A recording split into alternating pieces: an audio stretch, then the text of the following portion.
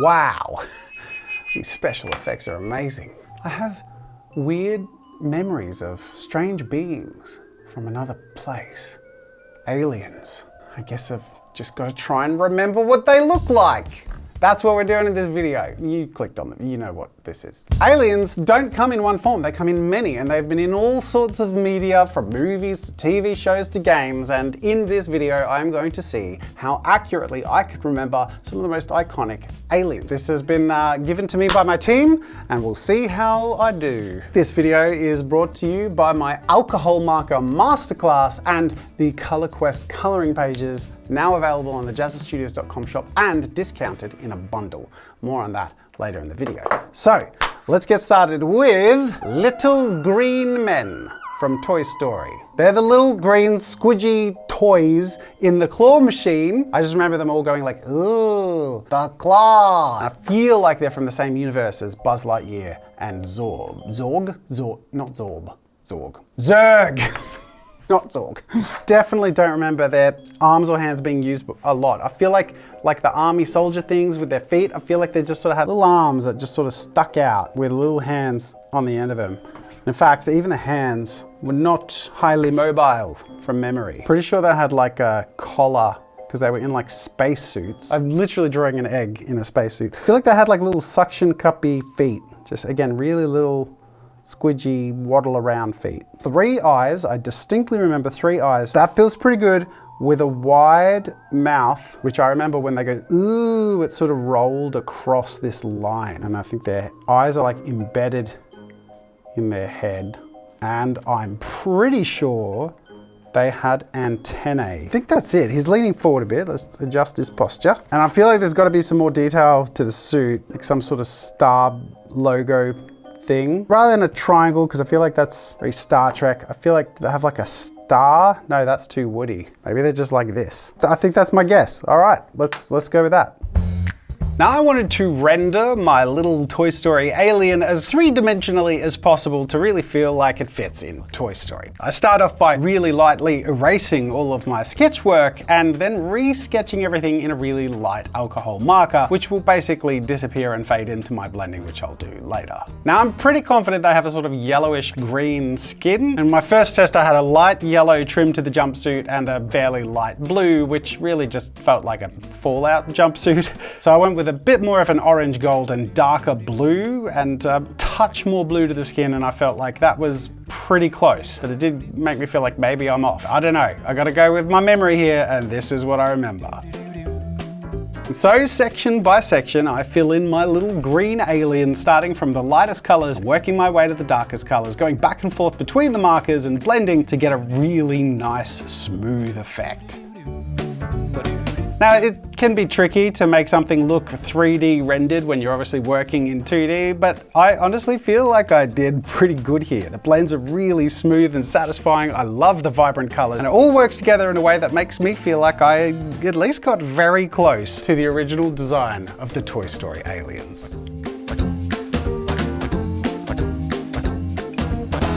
But how did I do? I don't know. I don't remember. So let's find out. I did pretty good. It doesn't have gold, it's purple.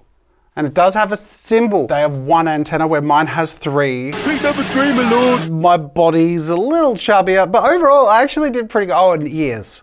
I forgot they have ears. I got the vibes, just not some of the details. But I think I did pretty good. All right, up next on the chopping block, Marvin the Martian. I liked Marvin the Martian. My favorite Looney Tune was Tweety. In second, I think, was Marvin the Martian. My sister had a money box that when you put money into it, he'd go, "Ew, save money, earthlings." And I think why I liked Marvin was actually his design. From memory, quite like Roman-esque. He had this big helmet with a sort of broom on top. Did it like splay out at the bottom like Darth Vader's helmet? No, that's not right. Maybe the helmet was shaped like to accentuate his angry personality. He was a frustrated sort of fellow. All right, that's something. And he has a sort of black blobby body. I'm pretty sure he had like one of those Romanesque skirts that's like divided like that. Oh, no, it was like it stuck straight out almost.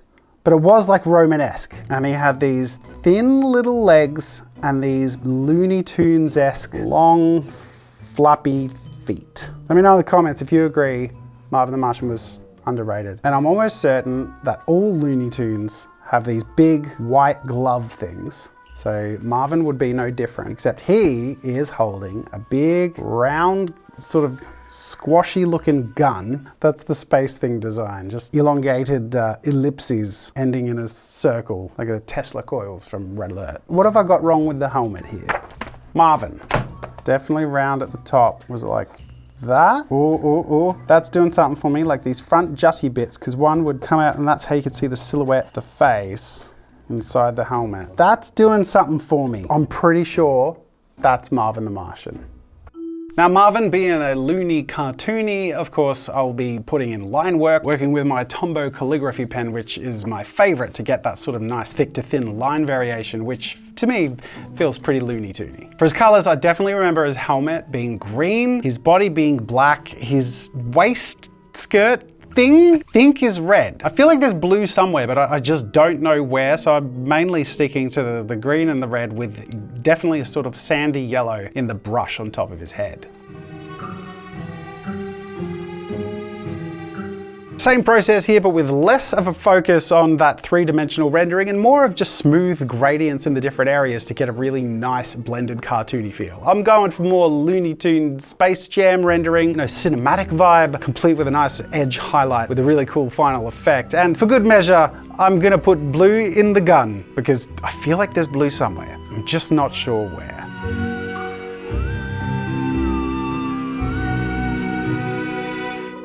How do I feel I did? I'd say like 80%. And I think my proportions, they're always wrong when I try and do Looney Tunes from memory. But let's see. Oh, his body's red. His skirt's green. It's all more round. And there's a thing across this helmet, white shoes. Oh, I don't think I got 80%. I think I'm more like 70 or 65. Even the broom's rotated. I like what I did, but it's not quite Marvin. Damn it. What I do love is how my artworks are coming together so far. I mean, come on, whether they're accurate or not, alcohol markers are fun. And yes, it is as satisfying and fun as it looks. And if you want to give it a go, I recommend checking out my brand new alcohol marker masterclass, which I've released on the JAZZA'S shop. I've also released all of the artworks from my recently kickstarted Color Quest coloring books as a downloadable pack. So you can get all 100 coloring pages plus 7 bonus coloring pages that were unlocked in the Kickstarter. So 107 handcrafted, human-made, beautiful line art illustrations that you can use to practice your coloring in any medium. And if you want to up your skills in alcohol markers, in my masterclass, I take you through absolutely everything from deep dives into color theory and how the medium works in all sorts of levels. And I take you through application from beginning to intermediate to advanced to expert, all applying all of the techniques that I know incrementally, and bonus features at the very end where I include a huge tour of cat art illustrations, incredible works, and a deep dive into her technique. So you're getting a huge in-depth multi-angled look as to how to use alcohol markers to get the absolute most out of them. You're gonna absolutely love it, especially if you miss some of my tutorial vibe content. The alcohol marker masterclasses is a deep dive, but it's also extremely fun. Go check it out. They're brand new and they come in a bundle. So you can get the masterclass and all the coloring pages together for a big discount. Go check it out. Links in the description. All right, let's keep going. We have Kang and Kodos next from The Simpsons. They have big, like fishbowl head enclosures. I feel like they have like a steel rim at the bottom, and then they have like squid-like tentacle bodies. And then their heads appear in here.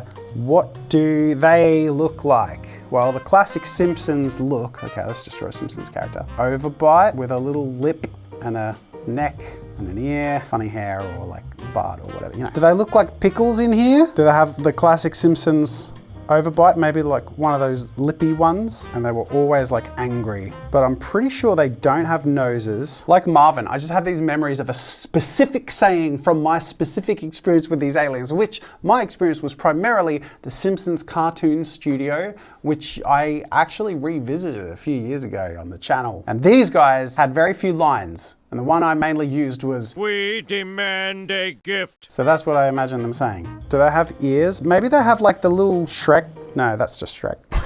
What do they have? I feel like they have something ear related. Why does nothing look like them? Wait.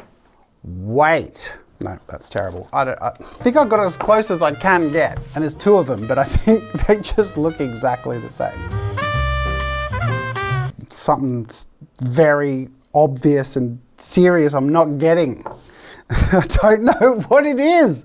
What do they look like? This is hard. This one's really hard. This is gonna send me insane.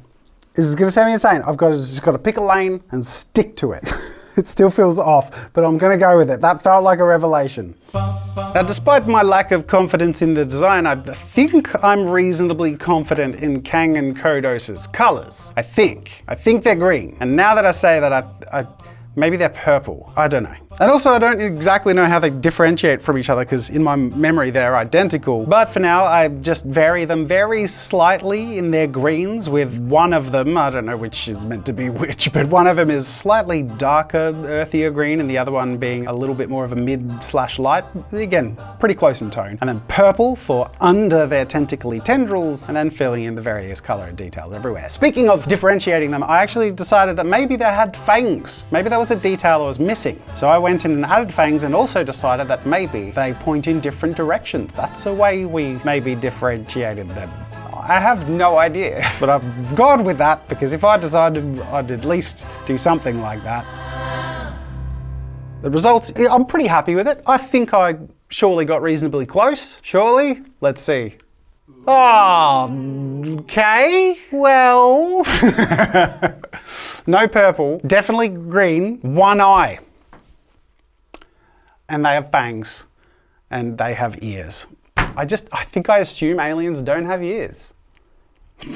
They've all been very cartoony so far, but the next one is E.T., the extraterrestrial. I have a confession to make. I've never actually watched E.T.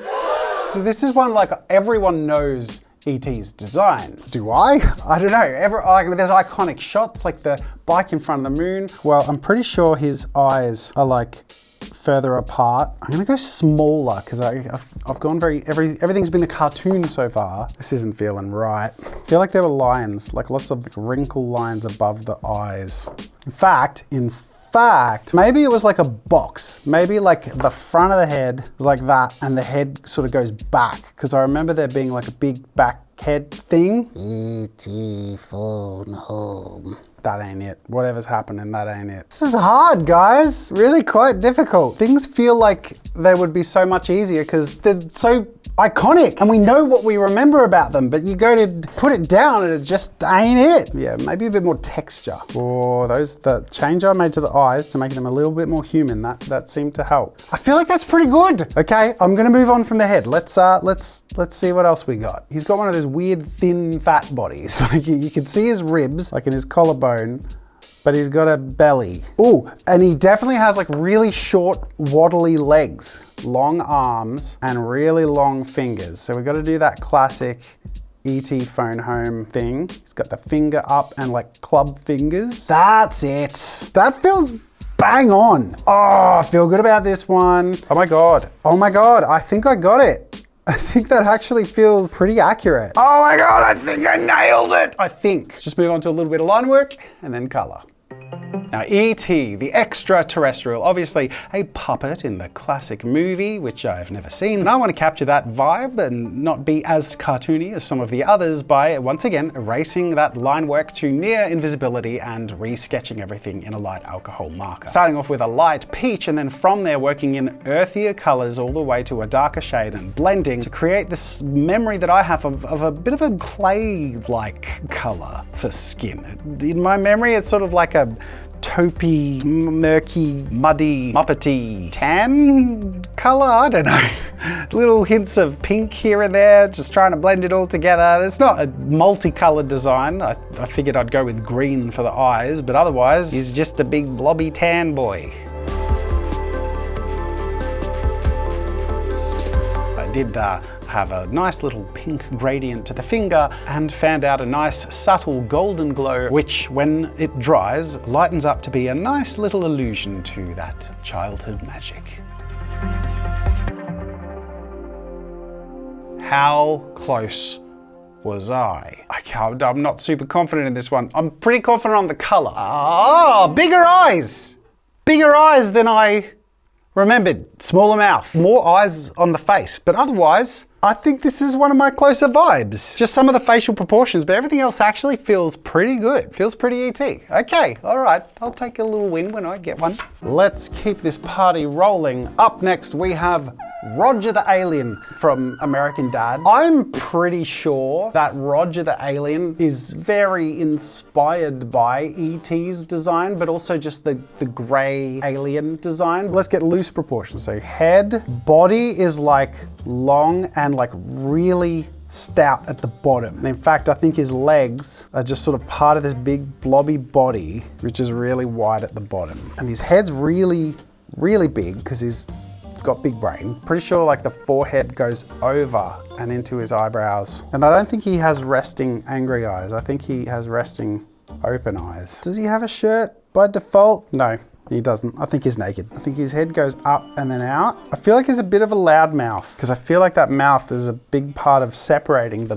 large silhouette of the head and the gangly, hunched body. And then we go back down into this wide bottom half of the body. Again, honestly, never really watched American Dad.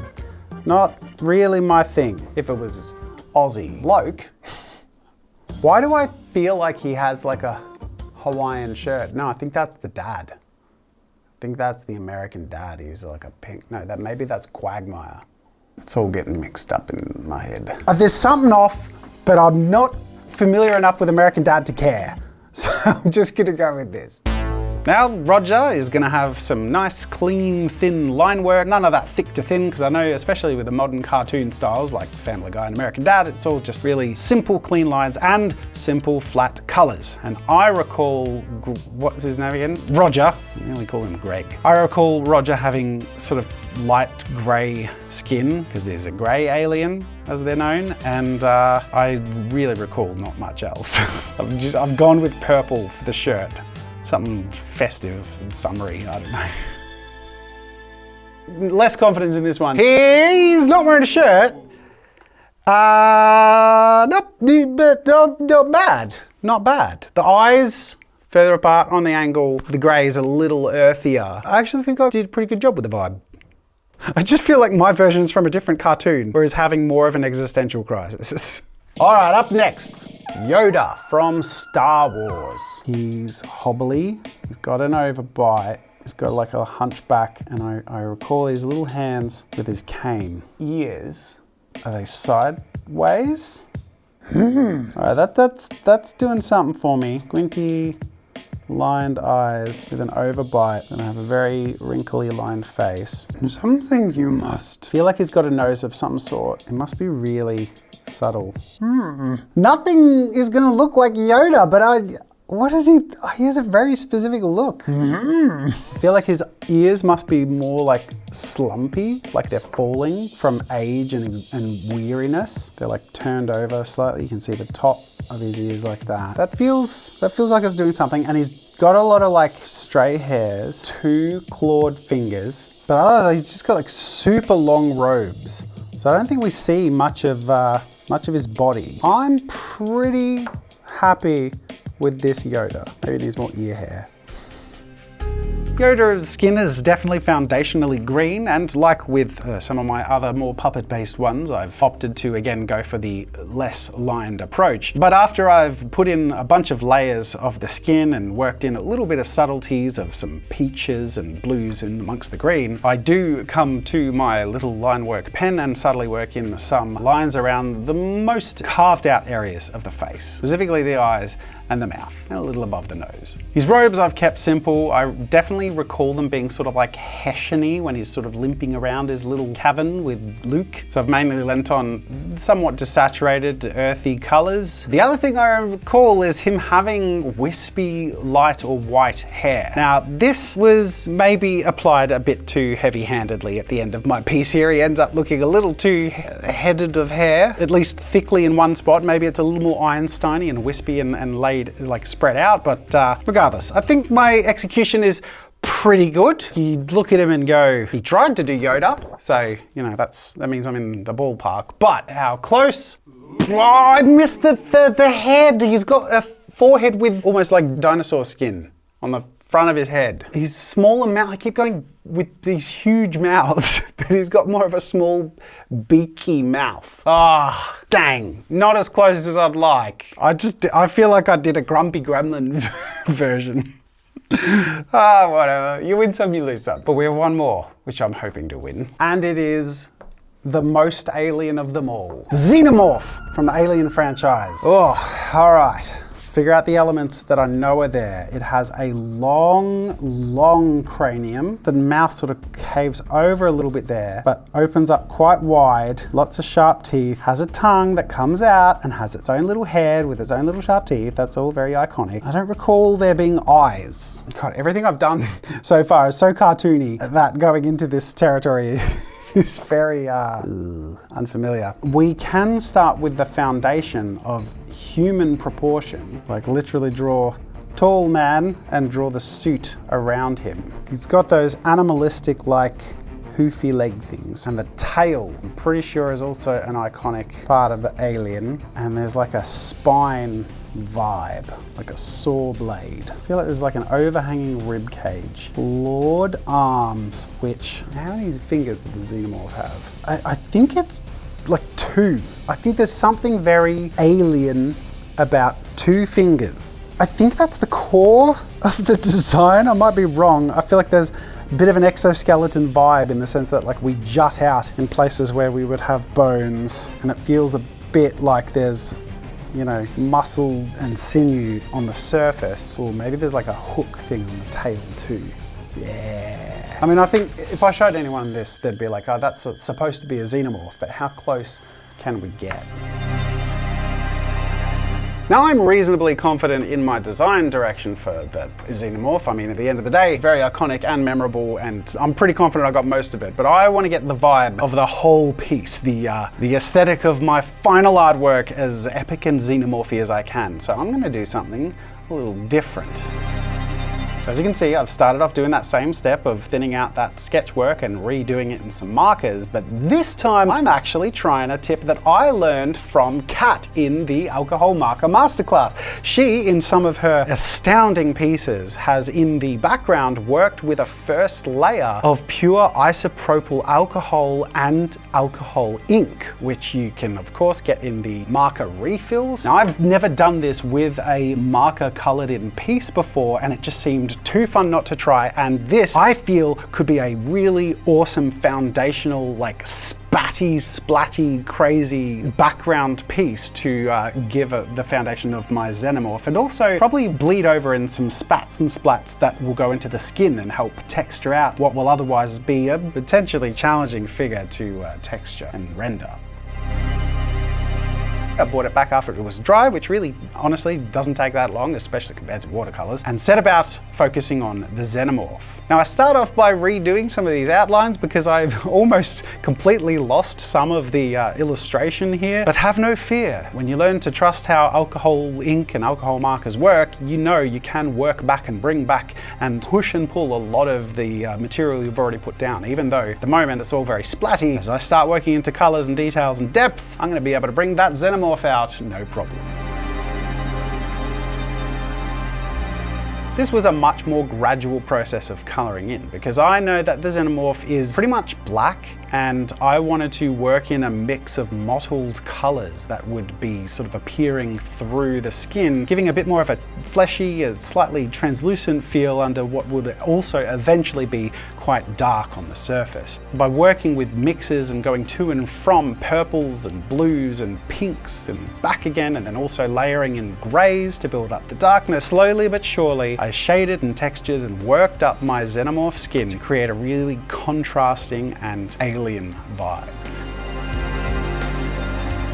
I've really built up to be quite dark in a lot of areas, and I'm just using the black, which I rarely use for shading, just to add that final kick of deepest, darkest shadow in the one side of the alien, just to make sure that we have as much contrast as possible. And speaking, of course, of contrast, well, I'm going to do 2 things to make it pop. 1, go over the entire background with a mid-teal marker over all of it and blend it all together, which will retain the splatty and mottled vibe, but also tie it all in together behind the Xenomorph. And then the very last thing, which certainly finishes it off and makes it go from sort of mid to kapow, is using a white gel pen to sharply highlight the outermost edges on one side of my Xenomorph, and of course to give a wetness and add flying saliva to add motion to my pretty dramatic alien.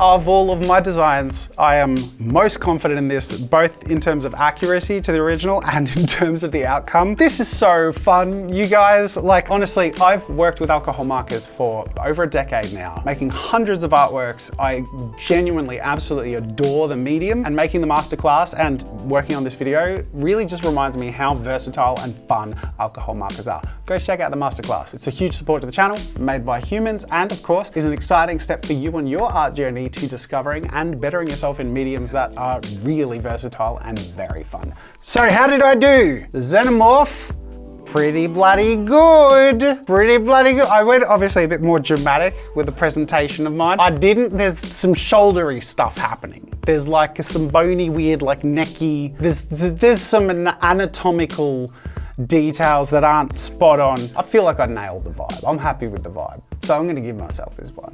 You let me know if you agree or disagree in the comments down below, and let me know which of my creations you either enjoy most independently of the original design or think I did the best to try and match the original, or maybe you just prefer my design to the original. This was a lot of fun. I'm feeling pretty good about how close I got with some of these, and it's thanks to you and your support that I'm able to really spend the time and dig deep and dive into going as far as I can and taking art and creativity to the wildest, most wonderful places we possibly can. Thank you for watching, and until next time, I'll see you later.